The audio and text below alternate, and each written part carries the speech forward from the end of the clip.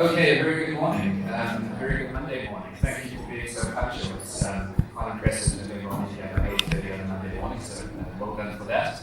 I hope you guys can hear me at the back there, or the front. I guess it depends which way you're looking. All good at the back. Okay.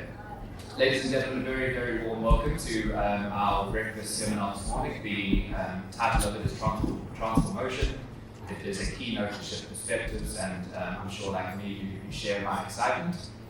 Can I just ask, before we get going, that your cameras are off and your mics are... That's a test to see if you guys are still in Zoom mode.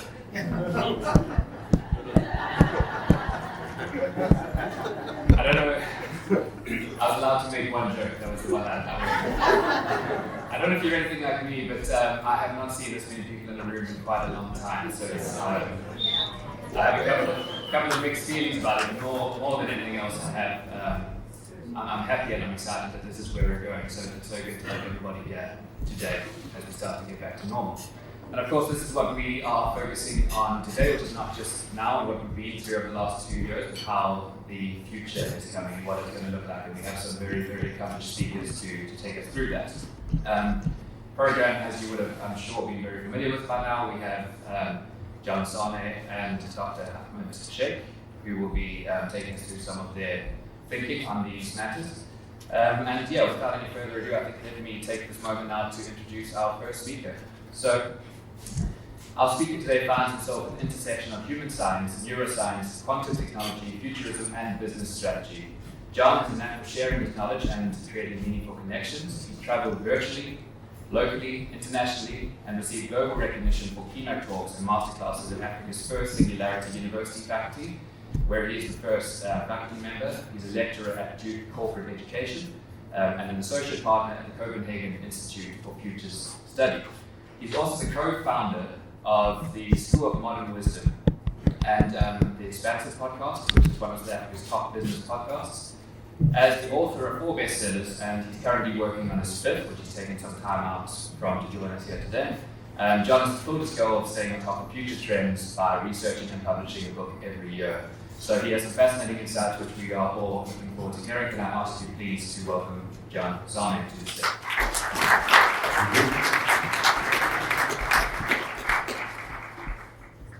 Good morning. Good morning. Good morning. There's so many people here. I'm really impressed. Wonderful to be here. If you are seated facing the other way and bending your neck to look at me, please just swap your seat around, because otherwise you're going to be in an uncomfortable space the whole way through. So welcome. Wonderful again. I share your sentiments around being with people again. So really wonderful to be with people. For 2 years, I was locked up into a Zoom prison, as many of you were as well. So great to be out and to see everybody, and welcome to the talk. Today's talk is called TransForMotion, and obviously a play on words of transformation. But this idea of motion, this incredible pace at which we are moving towards nobody knows where. And that's the big problem here, is that I'm part of many institutions that think about the future, dive into the future, almost even design the future, and every single one of these institutions has absolutely no clue what the future is going to look like. And so here we are in a space of uncertainty. In fact, we've never been so uncertain as we are today as human beings. There are so many domino effects that are impacting the future, all the way from the collapse of economies to the patriarchy, to the change of education, to the new ways of political shifts that are happening around us. So it's all of these domino effects that make us anxious, frustrated, and unclear of where we're going. And this is what I'm going to do with you today, is I'm going to take you through the cycles that we go through as humanity, where we are in these cycles, so we understand what the next phase of the cycle is. And then I'm going to touch on some psychology, some neuroscience that comes out of Stanford University around how do we apply ourselves in times of discomfort. And boy, are we in a state of discomfort right now. And then I'll also talk about business strategy and how do we apply this thinking, these cycles, into our businesses as we move into the future. And before I do, I just very quickly want to explain, I know I was introduced, but I think it's important for me to give you a sense of how I filter the information that I am going to share with you. First and foremost, I don't call myself a futurist because I have no idea what the future is going to be, and nobody does. And if they do, they're lying. What I am is a futures strategist, and I want to sort of point out the S at the end of future. It's a plural future. That means that there are many, many opportunities for the future. We are not prisoners of one apocalyptic future that many of us think, and like, oh my God, everything's changing, it's going to be terrible. That's not true. There are many versions of the future that we can choose and create with our own sovereign power as human beings. Don't you know some people that make a ridiculous amount of money no matter what's going on in the economy, and some people never make money no matter what's going on in the economy? Shows us we all have an individual sovereign idea of how we want to create our futures as we go into it. I'm also a faculty member at Singularity University that sits on the same campus as NASA. And the reason I bring them up is I'm incredibly proud to be part of this institution. My colleagues have invented everything from a 3D printer that sits in space, which means that they never have to take another tool into space, to actually breaking down our DNA and genome process. So I'm very proud. But Singularity focuses on technology only, and they think about the future through the lens of technology. And I'm going to take you through some of the technological processes that we're moving into. But I'm also really proud to be part of the Copenhagen Institute for Future Studies in Denmark, where we study societal changes as we move into the future. And we are seeing massive shifts in our society, and I'm sure many of the more mature people in this audience will roll their eyes about what I'm going to say, but we have gender fluid 12 to 15-year-olds growing at a massive rate. Girls that are not girls, they're not boys either. They don't want to fit into those rubbish ideas of gender. And we might all go, oh my God, I can't believe what they're talking about. But this is called evolvement. And this is the societal shifts that we have to accept. We can't keep boobering them and saying that they're not true in any way. I am a author of 4 books. I've got my 5th one coming out. I'm writing a book every year, and I always suggest that everybody should write a book. It's available to every one of us because when you finish writing a book, you have downloaded and gotten rid of all the rubbish ideas, ideas in your head that have been circling. And eventually you get them down and almost create space for brand new information. So Feng Shui has a great principle. It says, in order to bring anything new into your life, you must get rid of the old. And writing a book does that exact thing for me, and I suggest that we all do it as well.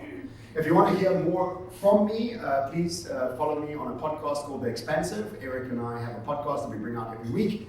And if I haven't answered any of your questions here, please join me on social media, and I can do so. Let's get started. This idea of transformation that we're going through at the moment always has 3 sections. No matter how small, how big your transformation may be in your life, you always have to start off with anguish. And anguish is this idea that you have to let go of the familiar. You have to let go of your identity to begin this process of moving into the newness, the freshness, the recalibration of what we're going to be moving into. And I'm sure you'll share with me, it's been a sad time. It's been a sad time because we've left familiarity, comfort zones, and in fact, because of COVID, we've actually lost some people along the way as well. So we have mass trauma with us all around the world. And mass trauma, when not emotionally worked on, becomes anger. And here we are in a world that's incredibly angry with wars popping up all over the place. The second phase of transformation is abnormal or strange, because all of a sudden when we've left the idea of safety, we move into a world which doesn't really make sense. Quick show of hands, 1 year ago, who here knew what an NFT was? Nobody. No, you didn't. No, you didn't. Don't talk now. You can say, I did. No, you didn't. Unless you're a gamer and lived inside a game your whole life. But let's talk about our current society. And our current society, without us even realizing, is incredibly addicted to certainty. We want absolute outcomes before we do anything. What should I study in order to get that job? The fact that you don't even like what you're studying is irrelevant. I just want to get that job. I need that certainty. Do you want to get married to this person or not? Does he have a good job? Does he have money? Okay, certainty. Does she cook well? Is she going to look after my kids? Certainty. We're always looking for certainty, no matter what we're doing, never actually going through the process of excitement, fascination, and surprise. And so our society, first and foremost, has to unhinge itself from certainty. Because why? There's no more certainty. We have no idea what's coming. And if we keep looking for that certainty, we're going to find ourselves depressed and anxious and frustrated. And really what we start to realize is that our brain loves certainty. And the fact that we have to retrain our brain to become okay with unpredictability is the first task that we have. And I'm going to actually end my talk with the idea that Stanford University has shared with us about how to apply ourselves to seek discomfort and, in fact, enjoy it. And that's really what we have to be doing. In fact, because of the certainty, UNESCO's Future Literacy Program calls the mega trend that we're going through as humanity a poverty in reimagination. It's because we're so keen to hold on to the past, to the familiar, to the comfort zones, that we're not actually imagining the possibilities of where we could be going. We're so desperate to hold on to that we can't even think about the magnificent future that we could be creating together. Does anybody want to turn on the aircon in here? Because I do. Can somebody turn on the aircon? This is Durban. So hot in here. So if we understand that the psychology of how we apply ourselves moving into the future becomes paramount importance, then we start taking you through the cycles of how we need to start seeing this future that we're coming into. So 500 years ago, what we were as human beings was agricultural humans. And for hundreds of years, generation after generation, we taught our children and every other child that we had about the idea of agriculture. And the most important tool we had as human beings when we were as agricultural humans was our bodies, our brawn, our muscles, because we had to work in the field 16 hours a day to feed our families and hopefully take something to the market to trade and actually buy something else with.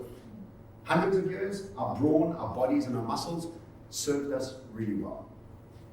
But then 200 years ago, the Industrial Revolution began, and all of a sudden, we had to develop a brand new skill. This brand new skill 200 years ago was called intelligence, IQ, left brain process-driven thinking. And so all of a sudden, these farmers were told that your bodies are not really that important. Why? Because factories replaced our bodies. And all of a sudden, we couldn't compete with factories. The factories were faster, sharper, could keep going 24 hours a day, and our bodies became secondary to those factories, and we had to develop left brain, process-driven intelligence, IQ. And for the last 200 years, we've all benefited incredibly well from developing IQ. And we've seen much success because of it. But as we move into the quantum world, guess what? Our IQ is being replaced by AI, by data, by machine learning. And because of this, we can't compete again now with AI and with IQ. We have to develop a brand new skill, a skill called intuition. And many people think that intuition is this, I don't know, sandal-wearing, lentil-eating, how are you going to make money from intuition? But understand something, that most of us use Google Maps, and we think that technology is really not great and we're not going to engage with it, but all of us are so integrated into technology, and slowly but surely technology is going to start making more and more decisions for us. And none of us want to admit to that, but you all came here with Google Maps and you didn't question it. Next will be music, groceries, wives, husbands, kidding. Music, groceries, ma'am, I'm just kidding. She's sure like, oh. So, what is intuition? Anybody want to have a guess? Anybody? Yeah. It's your inner voice that's striving to guide you towards your truth. Wow, gonna come up here with me. So an inner voice. True, it's gut feel, right? We think it's gut feel. But the problem is that gut feel is tainted by traumatic memories. So imagine you had a bad encounter with a dog at 4 years old, and you grow up for the rest of your life being scared of dogs. Are all dogs scary? No. But you've got a memory about scary dogs, so now all of a sudden your gut feel that you want to trust 100% is telling you dogs are scary. But they're not. So the first idea about intuition is this concept that we need to be able to have memories with no triggers, to have a clean gut feel, so that we are able to apply our intuition with no memories that are holding us back. Dr. Joe Dispenza says it beautifully. He says, wisdom is having memories with no triggers. You know, we're all adults 95% of the time, and then screaming, sulking, tantrum-throwing children in the car, in the grocery shop, or with our intimate partner. We all are. But the truth is, who wants to hang around somebody that's sulky, traumatic, and stuck in their old stories? Nobody does. So we have to heal them. And in order for us to develop a skill for the future, guess what? Our past can't come with us. Another way to describe wisdom is by Alan Watts. He says, The knowledgeable man has to learn something new every day, but the wise man has to unlearn something new every day. So before we even start making any intuitive gut feel decisions, because people want to stick to these gut feels because they felt it inside, but did you feel a past traumatic memory, or did you just feel something inside? So the first step of intuition is cleaning our past. The second step of intuition is making decisions based on fascination and curiosity. Guess where you're allowed to make decisions based on fascination and curiosity? Nowhere. School doesn't allow you to do that. Are you fascinated about this, little Johnny? Go do it on the weekends with your friends. Right here now, we need to learn algebra. Thank God for algebra, because I would have never gotten here today. So you understand that curiosity and fascination was never actually celebrated, and we need to start celebrating this because this creates uniqueness. And our currency in the future is uniqueness, not fitting in, but fitting out. This is the world that we're moving into. Thirdly, this idea of imagination, something that again has never really been celebrated. What happened when you went into daydreaming at school? Yay, come back here. Listen to Feel a Second, because that's what's going to get you through life. I still haven't read Feel a Second. I don't know how I got through my trigger. So imagination really is about this idea that we can awaken the idea of us moving into this future. And if you know anything about quantum science, you start to realize that reality is subjective, not objective. What you look for is what you see, what you imagine is what you find. And lastly, experimentation. Where are we allowed to experiment in today's world? Guess where? Nowhere. Because we need absolute outcomes. ROI. Every time you pitch anything to a business, what's the answer? What's the ROI, Put? What am I going to get out of this? No time for experimentation, no time for imagination, no time for curiosity, no time for healing your past. Keep dragging the crap with us into the future and go, told you so, told you, I knew that was going to be, I told you the dog was going to attack me. So understanding that intuition becomes a new skill that we need to just start to focus on and understand that it'll be the skill of the future. And if you're feeling confused, imagine those poor farmers when they got told they need to learn algebra. Like what? Algebra. But this is the new skill that we need to start developing. Second cycle. The second cycle is a book that was written in 1996. This book was a rubbish little book in 1996 and became gospel in 2008. So when this book came out and everybody read it, or the 15 people that read it thought, oh, this is rubbish. But in 2008, everything changed because everything they wrote in that book is starting to come true. So what is this book about? It's written by Neil Howe and William Strauss. You might not know their names, but you absolutely have used the language that they invented and created thousands of times. They came up with generational archetype characteristics. Baby boomers, Gen X, Gen Y, Gen Z, Gen Alpha, all of these gens or sort of generations that we are experiencing was created and understood by these two gentlemen. So we are very big fans of their work because it makes sense to us, because we understand that your grandfather and your grandkid have totally different ideas of success, motivation, what gets them going, etc., etc. But they did further research, and in 1996 they realized that actually humanity is going through something called a saeculum. And a saeculum is an approximately 80-year cycle. And these 80-year cycles have been going on for hundreds of years and we didn't even know about it. The last time an 80-year cycle ended was World War II. And so now where we are is pretty much at the end of another 80-year cycle. And in these 80-year cycles, what we have is we have almost 4 seasons that we are kind of familiar with. Spring, or the high, or the renaissance, is the first 20 years as we begin an 80-year cycle. And then we move into the awakening, or summer, as we move into the sort of awakening of who we are in this new chapter. And I'll take you through each one of these sections to show you what had happened in our history and what we can expect when we start moving into the future. And finally, we have a crisis or a winter where everything dies, where there's chaos, where there gives birth to something new. And again, we start the 80-year cycle with a renaissance, with a spring. So, in 1996, what they said in the book, they said, look, according to the research and according to what had happened in the last 80 years, from around 2008, we should start feeling financial struggle and implosion, job losses, national divide, political divide, and war. And people in 1996 were like, what are you talking about? But everything's lekker. There's no war coming, no political divide, everything's sweet. We're like, we're all having a great time here. And guess what happened? 2008, all of those, and they said, we're not making any predictions, we're only telling you what happened in the last 8-year cycle. And just like what happened with Mussolini and Hitler and all the lack of money and nationalism and all that sort of stuff, guess where we are again? Back at the same space. But let me take you through these 80-year cycles, because there's a lot to look forward to as well, why we see the implosion of the life that we're in. So the first 20 years, the high, for around 20 years or so, from 1946 to 64, we started to have this new concept of spring. And after every spring, there's always a summer.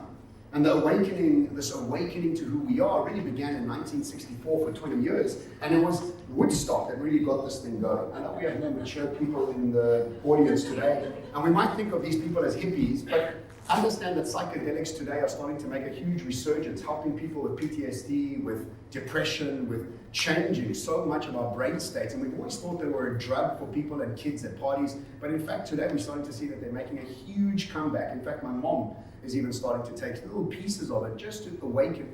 You want some, sir? I'll chat to you afterwards. So Woodstock began this process of experimentation with psychedelics, and this really started to become an issue for the people that didn't want people to awaken. They wanted to keep them suppressed. So what did they do? They made it illegal. And if we think about everything that's legal suppresses our consciousness, everything that's illegal awakens our consciousness. And so the powers that be wanted to hold everything down, and so we started this awakening process back in 1964, and we also had an awakening process with the introduction of computers over this period of time, an awakening to new ways to communicate, to run our businesses and our lives. And my favorite one, we awoke to our space in the universe. I don't know if you share, but it's Star Wars process began over this period of time. And the first time I watched Star Wars, my brain was blown. I couldn't believe that there could possibly be these characters out there with planets with 2 stars and 2 moons next to it and 2 suns, and just an idea of imagining and awakening to this new potential that we had out there. But every summer is followed by an autumn, an unraveling. All the structures that we once trusted start to fall off the trees like the leaves. And so many things started to unravel over this period of time. The first one, Berlin Wall, came down. This concept of communism, capitalism, which one was winning, which one wasn't, and the unraveling of communism began over this period of time. Also, Tiananmen Square happened, the rise up against the Chinese communist power, which opened up China to become such a mega superpower and now gone back into some sort of nationalist political movement. We also had over this period of time, Exxon Valdez happened, and Exxon Valdez really started the process of the green movement and the such destruction over that period of time with nature. We started to realize the unraveling of business at all costs. This really began the catalyst for us to start thinking with business that's more conscious.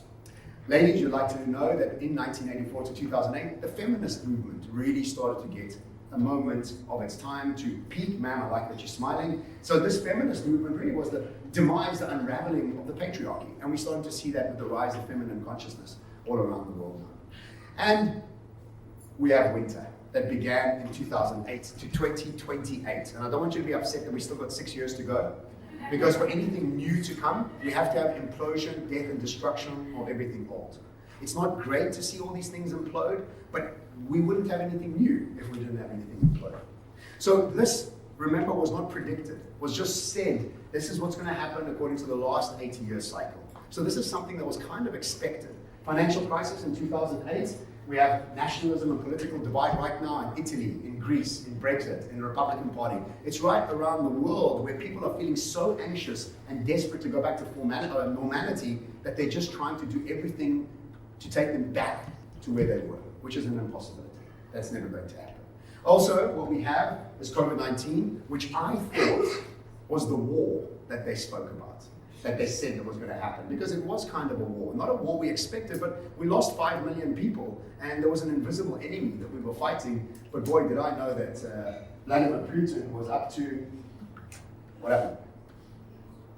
But I didn't know that Vladimir Putin was going to be causing the chaos that he's causing now. And now we're starting to see that we could be in a war that could ricochet across. We don't know yet, and it's an unfortunate place. But again, when it started happening, I was like, the fourth turning spoke about this. We never expected it. I thought maybe China and Taiwan would kick off, but that even might even kick off now. So war is part and parcel of the demise, the destruction, and the end of an old world, because people are desperate to hold on to the past. Quick caveat, Do you know the Italian Renaissance was only birthed after the Black Plague of Europe? The bubonic plague in the 14 and 1500s wiped out 2/3 of Europe. And because of that wipeout, we started to celebrate knowledge, beauty, and art like we'd never done. The new consciousness was birthed after that death and destruction. So we really have a lot to look forward to. We just have to fuss paint for 6 years. Not a long time, just chill. It's not a long time. But I'm going to show you what we can do over these 6 years that we're walking into. So if you are feeling a crisis of meaning, you're not alone. If you're feeling like the world is in chaos and nothing makes sense anymore, you're not alone. This is part and parcel of where we are right now. In order for us to develop new meaning, new ideas, new ways to bring value to the world. And if we don't apply ourselves to this seeking of discomfort, we're going to have a really uncomfortable time. If we try to hold on to old ideas and old traditions, you're going to have a really tough time. And so we have to evolve with this because we honestly don't have a choice. So how does it actually affect us in our brains?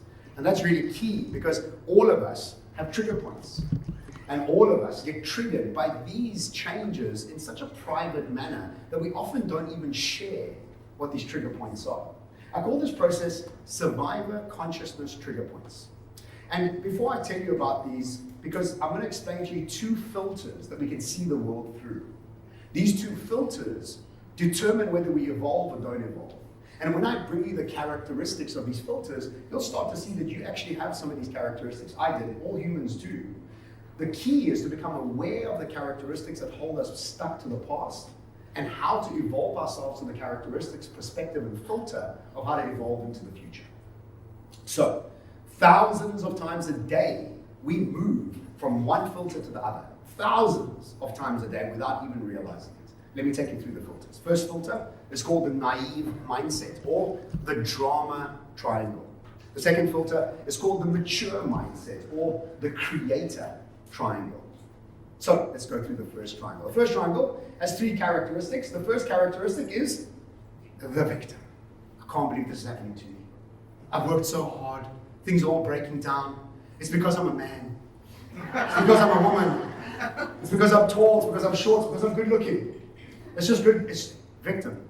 We can find any reason to be victims. You know that orange man on the other side of the ocean, billionaire, running the biggest country in the world, still the biggest victim. But victim is a tough thing because it's not just about feeling sorry for yourself. There's also a victim called the entitled victim. Because I'm a man, I should be having more. It's not fair that I don't. It's because I'm a woman, I should deserve more. Guess what? You deserve nothing. And so the victim ideology really seeps into our perspective without us even realizing it. Now remember, in some aspects of your life, you're an absolute champion. In some aspects of your life, you're a little crybaby. We all are.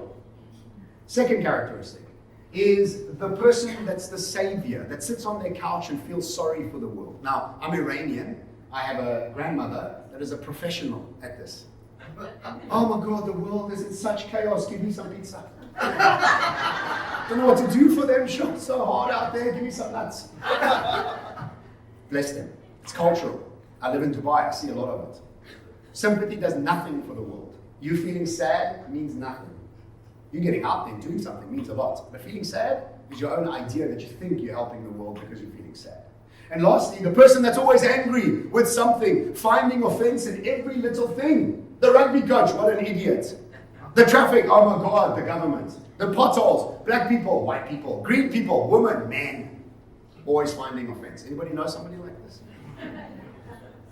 I spoke in Dubai for a governmental institution, and I mentioned in passing, as a 30-second, not even a 10-second joke, that the traffic in Cairo is chaos. Anybody been to Cairo? Chaos. I mean, there's no other way to explain it. It's like Mad Max times 10 on mushrooms. So, I said this in passing. Then at the end, I was signing books, and you were standing there, and I thought to myself, okay, I just wanted to, I don't know, take a picture or something. Came to the front, how dare you? I'm like, for what? What are you talking about? How dare you speak about my country like that? I was like, have you been to Cairo? Yeah. I was like, have you been to the traffic? Yeah, but I'm still angry. Always looking for something to be angry about. Now, I'm going to share with you a personal story about this triangle as soon as I explain the next triangle. Because if you are stuck in any one of these characteristics, guess what? You're not evolving. You're not preparing for the future. You're more keen to hold on to your old identity than you are to evolve your identity to move into the next space. And in some aspects of our lives, we're super victims. And in some aspects of our lives, we're super winners. But we have to become aware of where we're victims, because that aspect of our lives needs to be changed. But let's go to the mature mindset. And the mature mindset, again, has 3 characteristics. Instead of seeing problems everywhere, I see opportunity. Because what brings chaos brings newness for me to be able to evolve into. So I'm not a victim, I am a creator. I'm also not suffering from sympathy. I want to have empathy, which means I go out there and I help people. I don't sit on my couch and go, oh my God, it's such a bad world. But I get out there and actually help. Brilliant examples, Oprah. She doesn't feel sorry for women. She goes out there and builds schools for women. She doesn't have time to feel sorry for them. Big difference. And lastly, you become a challenger. You're not angry. You want to challenge yourself. You want to be better, and you want to bring everybody else with you through the process of evolving. Now, when I was doing the research for my last book and I was going through this process, I started to realize that I suffer from the naive mindset in many aspects of my life. I'm not going to share all of them with you because it's bloody embarrassing. But one of them that I want to share with you is this idea that in my world, the more famous you are, the more you get paid. And in South Africa, I'm pretty well known, but internationally, I'm still building my name. And my person that I look up to and actually resented a lot was Simon Sinek. You all know Simon Sinek? So whenever I saw Simon Sinek with these 50 bloody million views on his bloody TED Talk, I would get into my victim mode. I'd be angry with people, I'd be sad for myself, I'd be irritated, but guess who I told? Nobody. It's embarrassing. What am I going to tell people? I don't even know Simon. I feel bad that he's got so many views and I don't.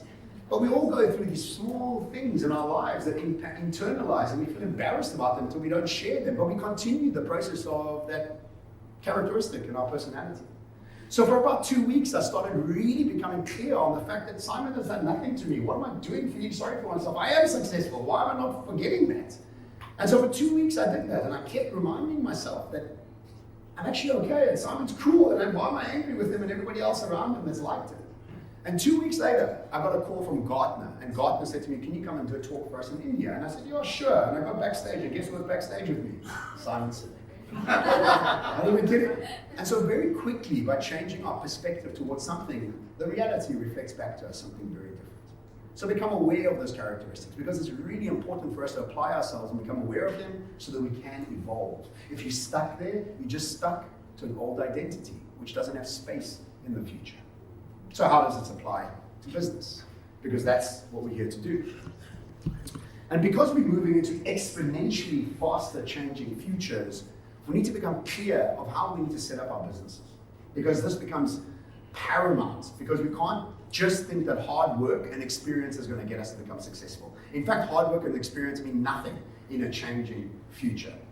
And you can't feel sorry for yourself because you worked so hard in your business and now it's not working. That's the way the world goes. So this part of the talk is really just the concept of strategy, of how do we apply ourselves from the old world to this new world? How do we move from complicated to complex? And the world we come from is a complicated one, but the world we're moving into is a complex one. And there's fundamental differences in these 2 types of businesses and 2 types of strategies. So let's go through the complicated ones. A world of complications, the world we come from, has patterns that repeat themselves. And because these patterns that repeat themselves, we could easily build 5-year plans. Remember those days? There's no such thing as a 5. It's a 5-month plan, if you're lucky. So we understand that where we come from, there's always solidity. And because of that solidity in our plans, we could have CEOs that were accountants. Because most CEOs are accountants. Why? Because you want efficiencies. You want economies of scale. You want to be able to build that linear line into the future. So in the complicated world, you could use Excel spreadsheets, mathematics, and accounting because it's linear in fashion. Also, in a complicated world, everything is eventually automated, which means it becomes commoditized, which means that our jobs become in danger. Because many things inside a complicated world are about automation. What is automation? Pattern repetition. And repetition and recognition, and this continues with steroids. And lastly, what we have is this concept that we've all been taught at school. Economies of scale and efficiency give us all success. And in a world of complications, 100% true. In a world of complexity, 0% true. And I'll explain to you why. So this model has worked for us for 200 years very, very successfully. But as we move into a complex world, let's start to see what the new rules are. In a complex world, There are some patterns, but they don't repeat themselves. That's why you can't have Excel spreadsheets, mathematics, and CAs figuring out what the future is, because the future doesn't look like the past, so efficiencies mean nothing. Also, nothing is automated in this world because it's so complex, automation doesn't even understand it. We have to be the machines to be able to bring this complexity into the future.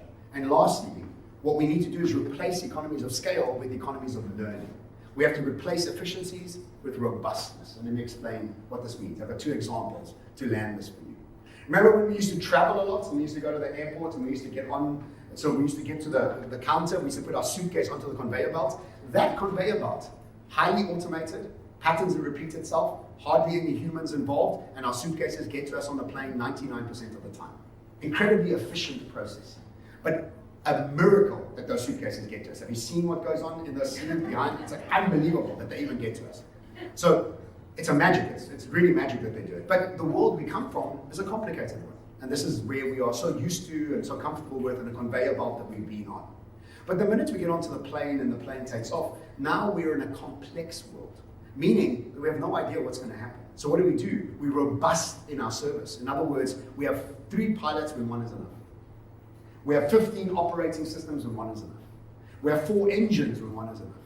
Why? Because we have no idea. Is a plane going to fly towards us? Is a pilot going to die? Is there going to be a terrorist attack? Is a bird going to fly into one of our engines? So we over-prepare. And that's really the world we need to go into. We need to over-prepare. We need to be robust in our expression, not just economies of scale and efficiency. Imagine planes were built with economies of scale and efficiency. No pilot, 1 operating system, 1 engine, good luck. But they're built in a way that makes them the safest transportation for humans today. But let me give you another example. And before I do, realize that the complicated world that we were in, JIT, remember that idea from Toyota? JIT, just in time, was the key factor. But today, as we move into the complex world, it's more about just in case, because we have no idea what's coming, not just in time. So let me give you this example. You all know Zara? I mean, I was talking about Zara maybe 3-4 years ago about how incredible that brand is. Guess what? They dated. Because they're called fast fashion. Now we have something called faster fashion. And ladies, you'll know this brand, won't you? Yeah. Shein. Men, you have no idea what I'm talking about. That's fine. But Shein is a business that's built on economies of learning, not economies of scale. It's a brilliant concept that we all need to start understanding how we apply into our lives. But before I told you about Shein, let me tell you about Zara. Zara delivers new products to twice a week to its 1,600 stores around the world, which is an unbelievable feat. I don't want to take anything away from that. They also are able to bring 10,000 new designs to their stores a year. Please remember this number, 10,000 a year. Okay, remember that? Also incredibly impressive.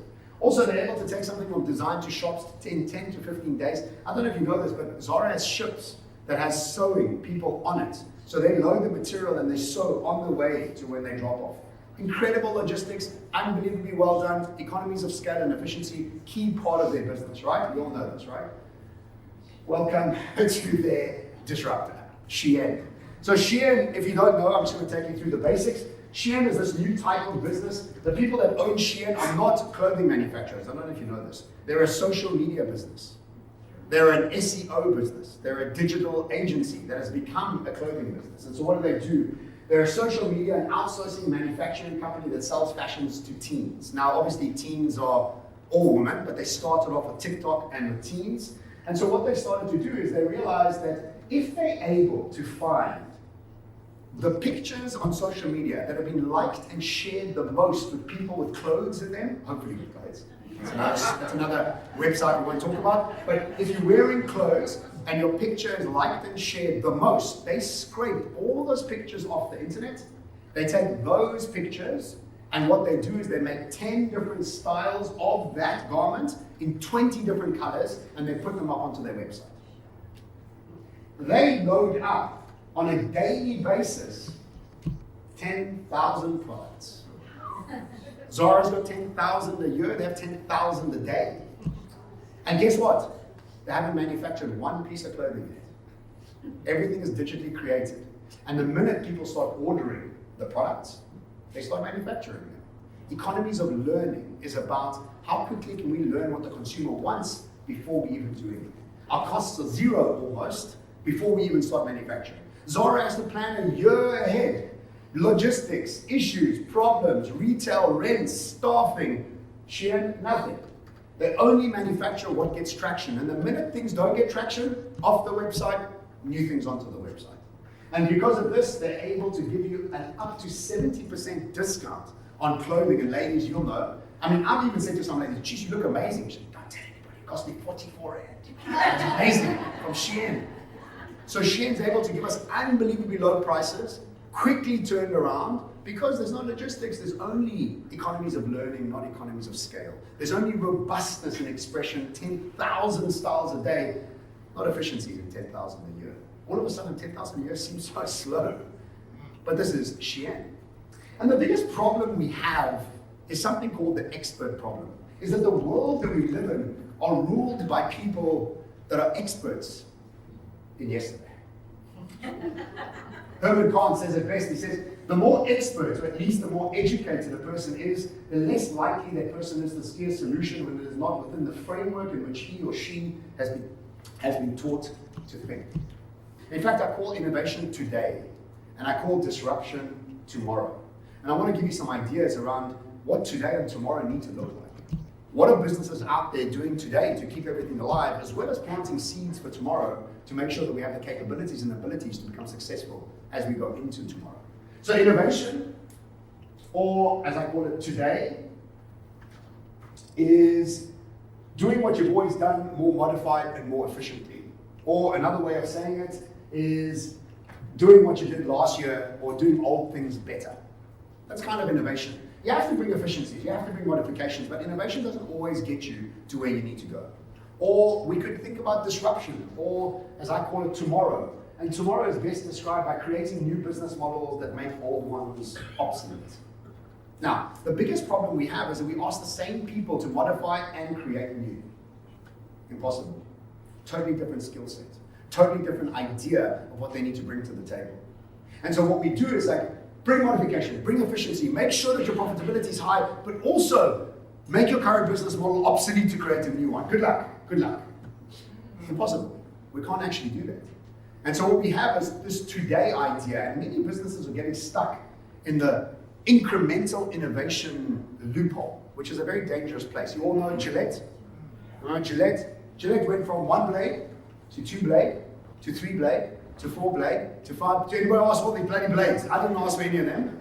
But they're all just making blades. What did they say to the people inside the labs? Hey Hans, let's do what we did last year. Let's just add another blade. That's what people want out there. They just want to make more blades. But in 2019, they added so many blades, and also fashion started to change. More people started to grow beards. They lost $8 billion off their balance sheet in 2019. Where are Gillette blades right now in the shops? Locked away, because they're so flippin' expensive. Literally locked away. You have to take a mortgage to buy Shaikh. But they thought they were doing the best thing because they were just adding another blade. You see what a problem is? Even so smart people like Gillette are making incremental innovation mistakes. At the very same time that Gillette lost $8 billion, a business called the $1 Shave Club sold for $1 billion. How many blades did they have? 1. You had to pay $1 a month and you would get 2 blades delivered to your house every month. You didn't even have to go to the shops. So Procter & Gamble lost $8 billion because they were stuck in incremental innovation loops. Unilever bought the $1 Shave Club for $1 billion. It was totally disruptive, brand new business model, much more efficiency, didn't have to go to the shops, get them to unlock the case to get the blade that cost us 800 Rand for 6 blades. Remember that the light bulb wasn't invented because we made the candlestick more efficient. So innovation has its space, but it's not going to get us to the next phase. So let's look at disruption, or otherwise known as tomorrow. Japan Airlines wanted to understand what the future of travel could look like. And so if they had gone to their pilots, engineers, and air hostesses, what do you think they would have said? Easier check-ins, better meals, bigger seats, more comfortable toilets, I don't know, whatever the case may be, right? But they didn't, because they knew that's what they would get. So they set up a $70 million fund to try and partner with startups that had exceptional ideas about travel in the future. And the company that won was called Limitless Travel. and limitless travel has created a brand new way for us to travel by never leaving our homes. Let me explain what they've done. First, I'm going to read it for you, and then I'm going to explain what it is. So what they realize is that if we focus on the development of an avatar system that will transport a human sense, actions, and presence to a remote location in real time, leading to a more connected world. What does this mean? It means that my grandmother, who is in Australia, who's not feeling that well, she's a little bit sick, and I want to take my grandmother to Champs-Élysées in Paris. But I can't really take her to Champs-Élysées in Paris because she can't leave her bed.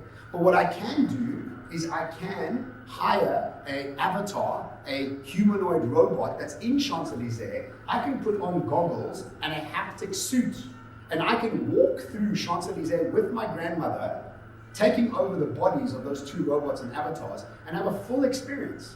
I just can't taste anything and I can't smell anything, but that's next, because that's a shame, because in Champs-Élysées you want to taste those croissants and you want to smell those perfumes because they're unbelievable.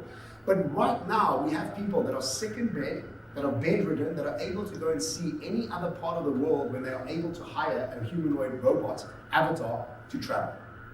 They've even created such sensitivity to the skin that you can now watch this video and this hand can figure out which tomato is actually ripe and which one isn't. It's this exact skin that my grandmother and I would wear while we go for walks in Champs-Élysées. In fact, the skin tells us if Paris is cold or warm, and if anybody bumps into us, we can feel that as well. And so this idea that we can travel without travel is possibly the future of travel. It might not be, but are they ahead of British Airways? Are they ahead of Emirates? Are they ahead of course they are. They're already starting to develop a tomorrow team with an idea of what the possibilities of tomorrow could be while they keep their today business going. And this really is the trick of strategy, is to try and understand how do we keep today going, because we don't want to get rid of today, that's the bloodline of our business. But how do we actually start to develop a tomorrow team that thinks about tomorrow with none of the issues of the past? And no matter what business you're in, if it's a small business, consult with somebody that could tell you about the future. If you're a big business, set up a parallel business next to you so that parallel business with younger people who understand the future more than you do can actually design it with you in parallel and in conjunction. But this ultimately hurts our brains, because how the hell are we supposed to think about all these things while keeping alive in a crisis of meaning? And this is the idea where Carol Dweck from Stanford University came up with this concept called growth mindset. Anybody heard of growth mindset? Very popular idea, written about 10 years ago. This book, Growth Mindset, was used by Satya Nadella when he took over Microsoft, and he gave to every single employee at Microsoft and said, look, we need to move from a know-it-all organization to a learning organization. And we can see what's happened at Microsoft. He's done an incredible job up there. But this concept of growth mindset is all about dopamine, our internal reward system, or an external reward system. And so what happens is we can either access dopamine, serotonin, energy, happy drugs inside our heads because of what's going on in our heart and our fascination, our curiosity, or we have to wait for the people on the outside to tell us that we're great before we allow ourselves dopamine. Now the problem is that the society we've created has actually created an error. It's called the dopamine reward prediction error. And we all are guilty of practicing this error. And what is this error? Anybody got kids here? Obviously, many people must do have kids. So if your kid is writing an exam next week Wednesday, what you'll say to your kid is, you know what, it's great that you're studying so hard, well done, good luck for your exam. When you get your report card and you get an A, then we'll go out for ice cream. We do that, right? We all do that. What does that mean? It means you're only allowed to access dopamine, serotonin, and oxytocin when you've got an absolute outcome. If you don't have an absolute outcome, no celebration. But the challenge that you've done is irrelevant.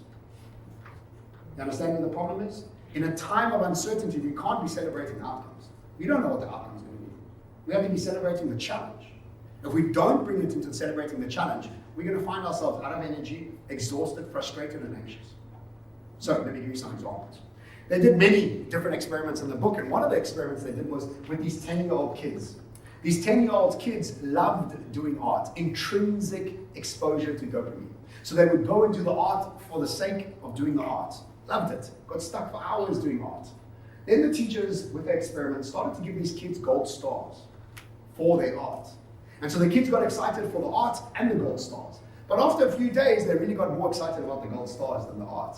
And they moved their dopamine secretion process from an internal process to an external process. And when the kids started to see the teachers take the stars away, they stopped doing art. They moved from internal to external. And once you're external, khalas, it's over.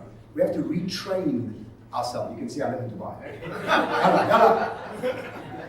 They also did some experiments with some Navy SEALs guys, and the guys who made it through the Navy SEALs are the ones who actually enjoyed the process and the effort.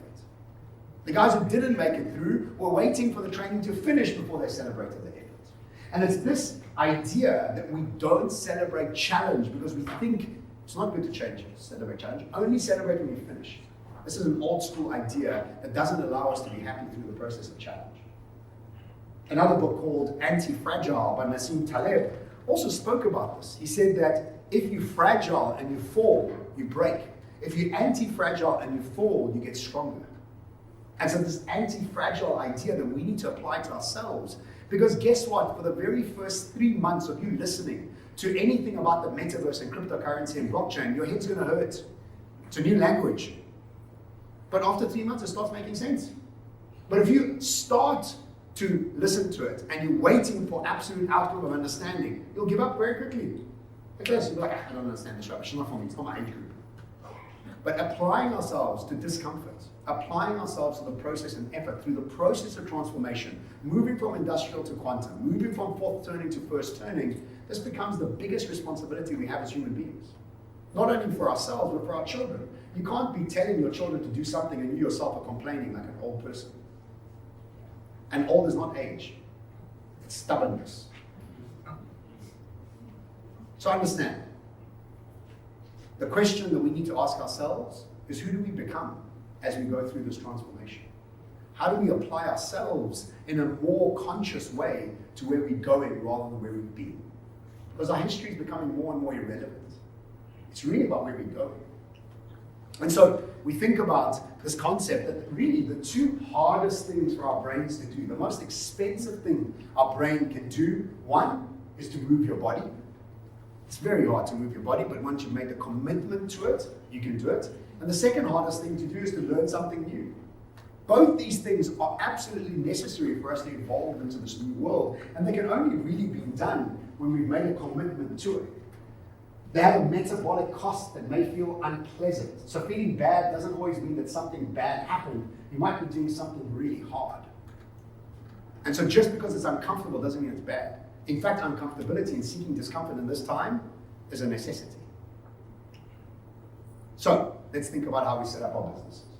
Because all businesses and all of us actually need to be spending time in today and in tomorrow.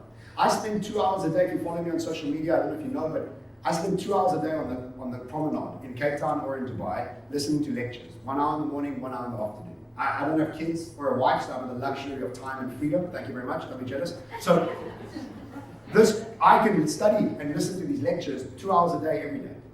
And so that's a really important part of my job, but also important for all of us to be accessing new information. And if you're not spending at least 10 minutes in the future a day, you're falling behind.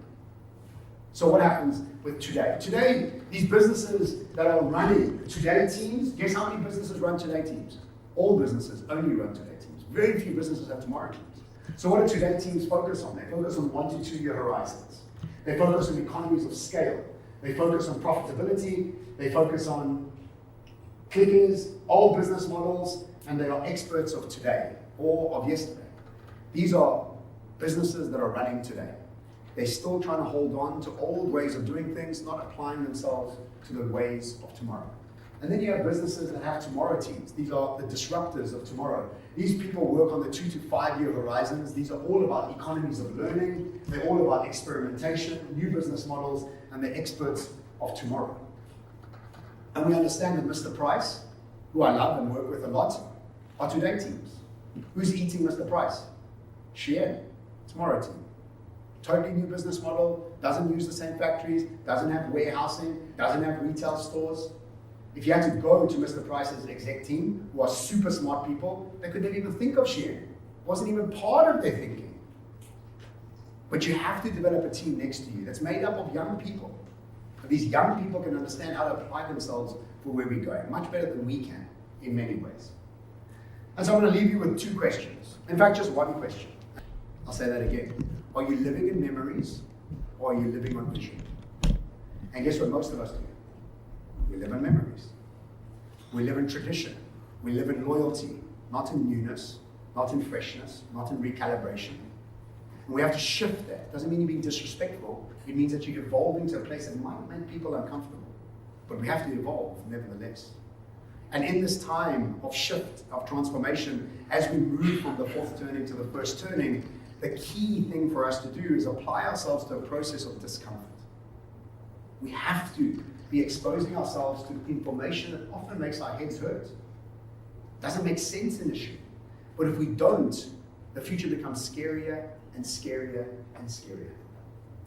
But we have the power within our own responsibility to be able to seek discomfort. And once we can seek discomfort, the future becomes exciting, optimistic, and you naturally become adapt. Thank you so much for your attention. My name is John.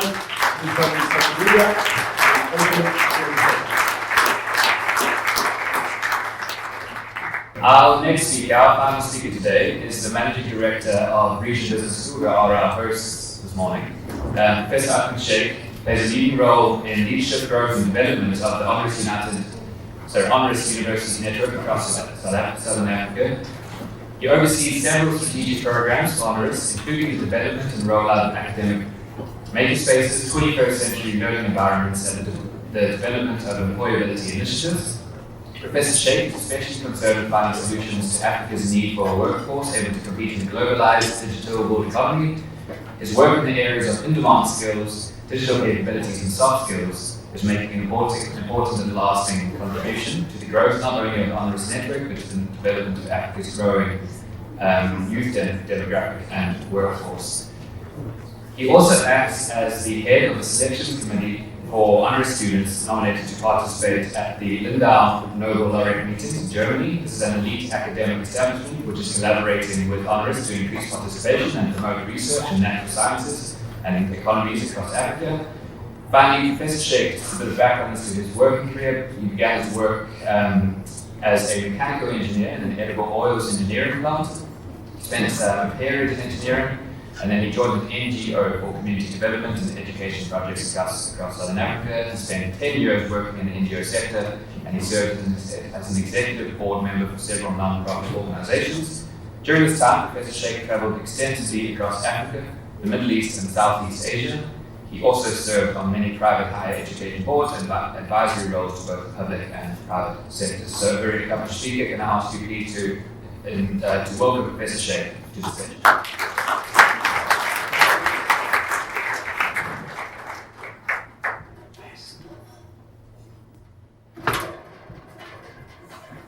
Thank you, James. And welcome everybody. Thank you, John, as well. Listening to John makes me feel like such an expert. You remember the expert slide, right? Yeah, expert of yesterday. But thanks, John. It's really fascinating and very gripping stuff.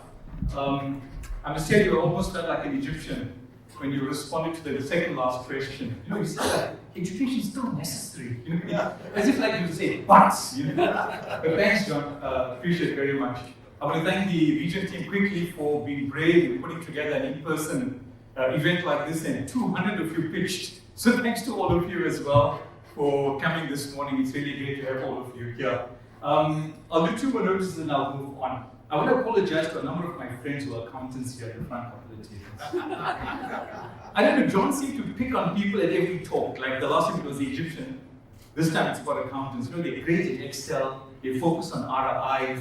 You know, it's all about trend analysis. And so AB, Ross, Riyad, Mohammed, and I would say the others. Maybe I'll get all of you to just stand for a few seconds and stretch and take a deep breath, because we made an error on the invitation. It was meant to be brunch and not breakfast. So we're going to serve before 1. We'll just take a stretch and a deep breath. We've been sitting for just over an hour.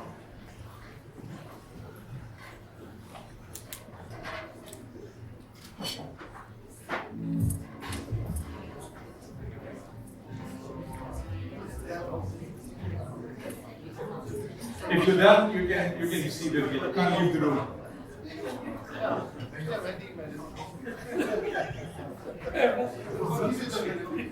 Everybody can hear us at the back there. Just raise your hand. The last table, if you can hear us. Excellent.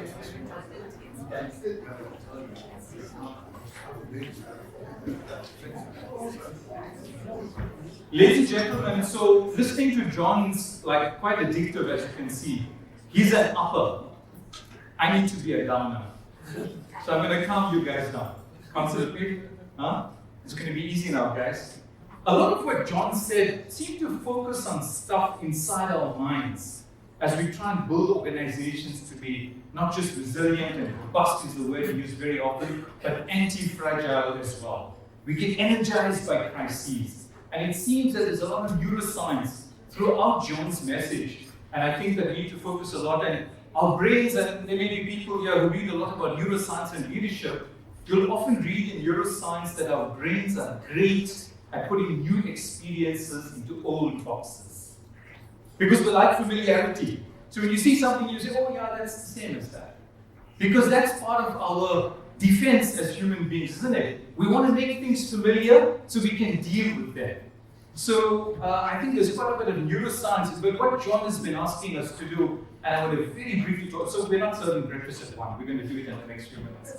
What John's asked us to do is sort of dig deeper as leaders, as people trying to build and reorganize, reform, re-engineer, reimagine our organizations. There's quite a bit of neuroscience and leadership going on. There's a fluid kind of intelligence required. You can't be concrete anymore, as they say in mental health. It's not black or white. It's not binary, 0 and 1. It's a lot more nuanced.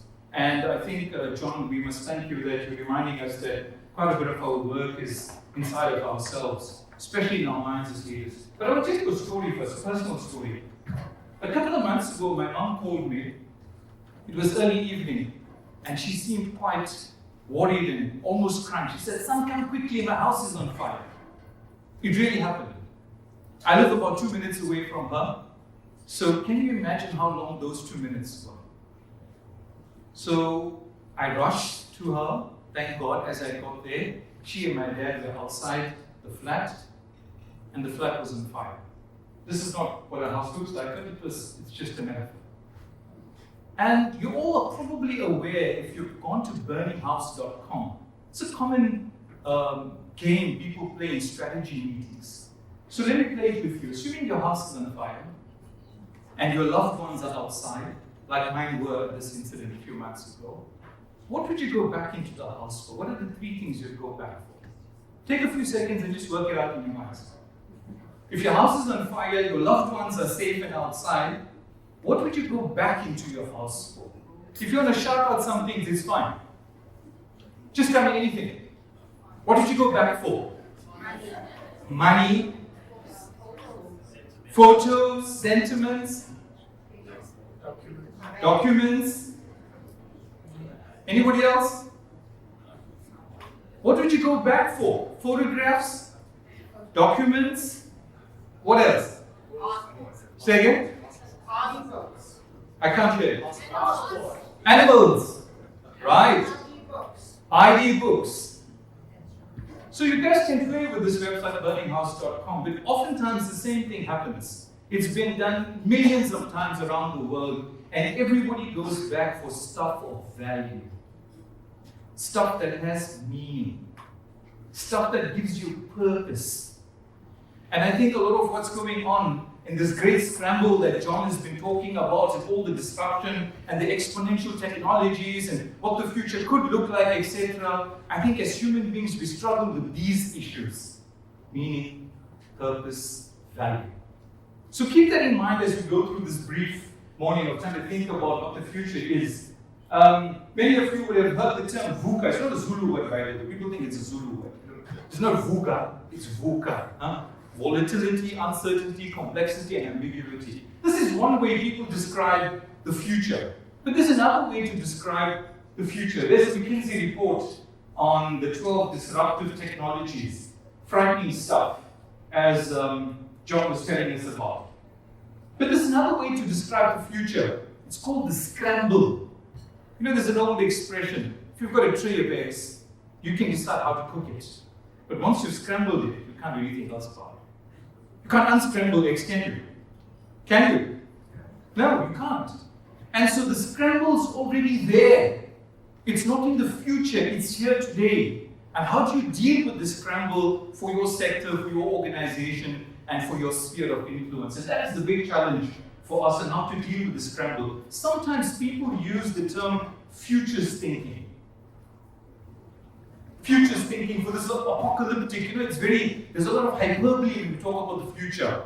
Enduring disorder, enduring chaos, sustainable disorder. There's all of this hyperbole about the future. And sometimes people use a set of tools called futures thinking. As Joe rightly points out, it's always in plural. Futures with an S. Because one has to plan, and the organization needs to plan for multiple futures, not just a binary view of what the future could be like. For example, before March 26th or 27th, 2020, as South Africans, we had no idea what was going to happen after the hard lockdown. And now we understand partly maybe, just a wee bit about what the scramble could look like. Industry is gone. So one way to unpack this from a thinking point of view is what is called full spectrum thinking or full color thinking. This is what leaders are often struggling to do, and there's a lot of neuroscience, because we tend to think like the bottom band. It's black or white. It's binary oftentimes in our decision making in business. We really explore the futures as a gradient of options, as many possibilities. How do you grow your organization? How do you build sustainable business? How do you retain talent? How do you build talent? How do you find talent? It's not binary. There's a gradient of possibilities, and this is sort of the key challenge, I think, for a lot of leaders today, is how do we nuance what is going to happen in the future? And maybe the one way to do this, in the few minutes that I've got left, maybe I'll give you one tool. If you read about futures thinking, which is now a growing body of research and information around the world, there's this thing called the futures cone. You know, John talked about today's team and tomorrow's team. And if you're able to see the graphic, oftentimes today's team is where we are on the left-hand side. That small, like an ellipse. And where we need to be is the bigger ellipse. And there are multiple possible futures there. Where most of us work, and accountants sometimes work, is in the center, in the probable. Because it's always forecasting based on today's trends. Sorry, it's all about prior year on year. You know, all of these acronyms we use for prior year versus this year on year, and we sort of do all of these extrapolations and hoping that we land at the probable future. If current business trends continue, that's where we land. We generally don't talk about the preferable future. I know it's a bit small, it's the bottom red ellipse. What's preferable? Where would we like to be as an organization in the future? And then, of course, there are those yellow dots called the wild cards. Things like the pandemic that we hadn't thought about, that we didn't plan for, we didn't envisage or imagine, and we struggle with it. We still struggle with it, right? What is the post-pandemic world going to look like? Will you work from home? Will you work from the office? Will you work hybrid, home and office? And there's a new term, every day we're calling new terms, like global and local. In the old days, the marketing term used to be called what? When you mix the two? Global. Today, it's either physical or digital, or you could be phygital. I know it sounds terrible, but I think this is part of that scramble about the future. What is going to happen to commercial real estate? Should you invest in commercial real estate? Don't invest in commercial real estate. I heard of some people who've given up their buildings in London, and they plan to use it twice a week only. And for the other days of the week, others will use it. And so you don't have a fixed table. You just go on hot desk, first come, first served. And you can reorganize your commercial property literally on a daily basis. So it's extremely difficult to figure out what's going to happen in that wildcard, like Ukraine.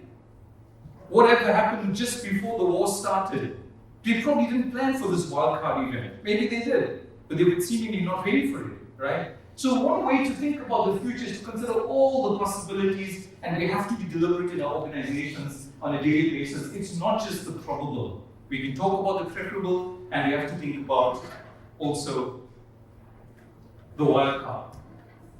There's another term in futures thinking, and I've got just a few slides left and I'll conclude, and we'll have breakfast. One of the errors we make is, you heard the term, the more things change, the more they stay the same. It's a common error, even for strategists and company leaders and CEOs. And probably the best example of what is called the used future. This is the term used in futures thinking. When the more things change, the more they stay the same. If you look at the way classrooms are designed, and as you know, we're a private higher education institution, classrooms are really designed on factories from the 1920s. The assembly line is very efficient. The people don't move, the parts move. Everybody's in a straight row, and they're putting one little thing onto the car or whatever they're making.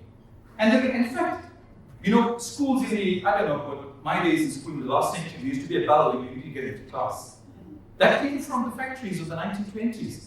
They would ring a bell, and then it's tea time, and they ring a bell, and then it's tea time's over, and you're back at your workstation. This is exactly how schools and universities still operate. It's a used future. We know it's not working anymore, but we continue using these rows of desks and chairs, and everyone's listening to the teacher. And as I often say to my colleagues, the teacher used to be the sage on the stage. My teachers were sages. Well, that's what we thought. Sages on the stages. But today the teacher's a guide on the side, and the whole configuration of the classroom needs to change. So this is one common way in which we make errors. We use old solutions and we project it into the future, and we think this is how universities are going to succeed. But this kind of straight rows of desks and chairs, they don't lend themselves to creative problem solving, to collaboration, to group work, and things like that. Why should rows be like this in schools or universities? So this is an error we're making. We're trying to fix it partly, but the world hasn't changed a lot from this industrial method of how the classroom is set up. It's a used future. This is what the challenge is going to be. How do we get the new disruptive technologies that are already in education, thanks to the pandemic and how we needed to move to remote learning? How should classrooms look like in the future? How do people go to university? Will they be wearing headsets? Will they be at home and wearing headsets and having this experience like John talked about, traveling overseas without leaving your bed, right? So how do we plan, and can you imagine how difficult it is to be where we are today in education? In a sense, maybe one other thing I'm going to leave with you is let's use the future back rather than present forward strategy. And that simply means that let's project multiple futures. What could likely happen? Let's plan those scenarios and then use that to change the present. Future back. What we do every day is we take a present forward strategy. We look at what's happening around us and we assume the same will happen 10 years from now or 20 years from now. And clearly that's not the case. And the last 2 years has shown us. For example, I'm going to give you a really simple, maybe a simplistic example. Assuming you were taking a flight, you're leaving Durban, it's really hot, as John says. Based on Dubai, why should you feel what's in Durban? But anyway, let's assume we're going to Ukraine to pick up all the people stuck there, South Africans, God willing they're safe. It's winter in Ukraine. It's still the peak of summer in Durban, hot and sticky. How would you pack your bags to go to Ukraine? What kind of clothing? Durban's clothing? What did you pack? You'd pack warm stuff for Ukraine, isn't it? Because you're going to be there. You're not going to be in Durban. And oftentimes in strategy, we make this mistake. And that's why futures thinking is important. We pack for today's things in Durban, but we want to be relevant and comfortable, so to speak, in Ukraine. So we haven't figured that out. So future back strategy will mean where are we going to be? So what must we do differently today? How do I pack my bag for that future setting, right? So I know it's a very simplistic example, but it's so obvious that when we travel, we plan for where we're going. But in business, we don't do that. We plan for what we are best familiar with. So it's a present forward strategy rather than a future back strategy. Everybody comfortable so far? It's going to be a couple of minutes and we'll be done. I remember a journalist interviewing me from the Financial Day 2 years ago, and his opening question was, people feel that all universities should be bulldozed and education will be better for it. And what's your response to that? How would you react to something like that, Professor Reddy? this journalist really asked a provocative question. People just think that university should be broken down and everything will be better. So what do we do about this future?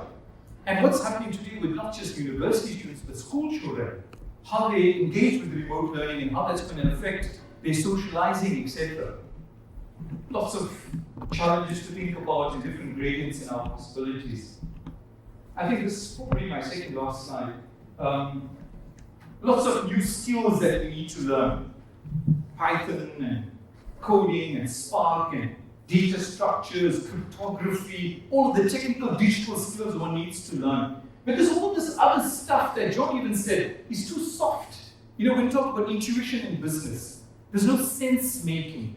And there are very few strategy programs still not teaching sense making. How do leaders deal with patterns that are not easily recognizable? How do you work with incomplete information? How do you do sense making? How do you use gut feel and intuition? And how do you run your business organization or you do career pathing? How do you do pattern recognition?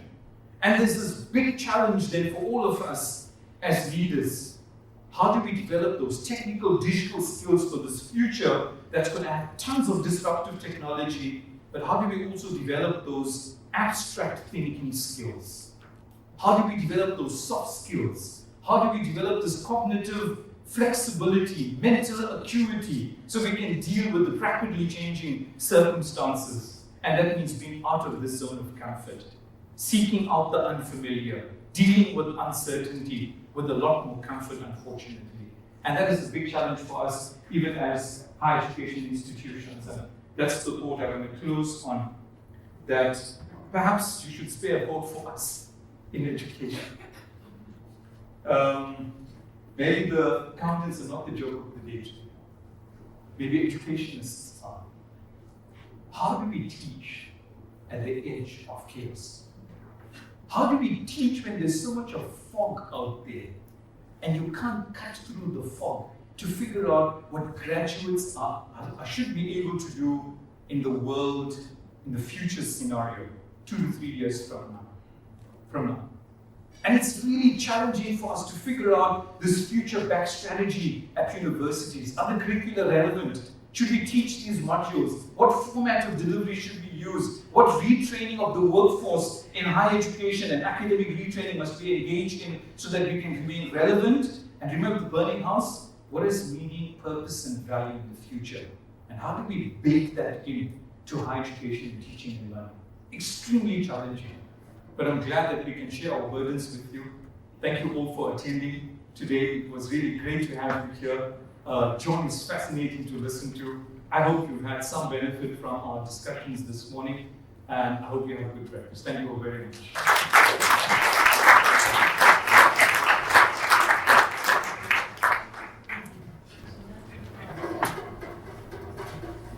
Professor Shaikh, thank you very much. That takes us to the end of our program this morning. Just a few quick thanks if you would bear with us. I'm sure everyone's ready for breakfast and a bit of mingling. Firstly, Regent Business, thank you very much for everything that you've done to put this together. The marketing team at Regent have all been very busy with this. Prabashni, Brandon, the CFO, Ahmed, and Peter, Suresh, Clinton, and Sasha, thank you to all of you. Thank you to our partners, East Coast Radio and Town Mercury for your support of this as well. Lisa at iCommunicate, thank you very much for all you've done. And Ilangeni, of course, for hosting us and giving us this wonderful venue and breakfast. Everyone here who came out today on Monday morning, braving the last throes of a pandemic, thank you very much. It's again great to see so many faces, so thank you to each and every one of you for coming out. And then, of course, our speakers this morning, John Sanei and Professor Shaikh, thank you very much. Maybe just one more round of applause for both of them.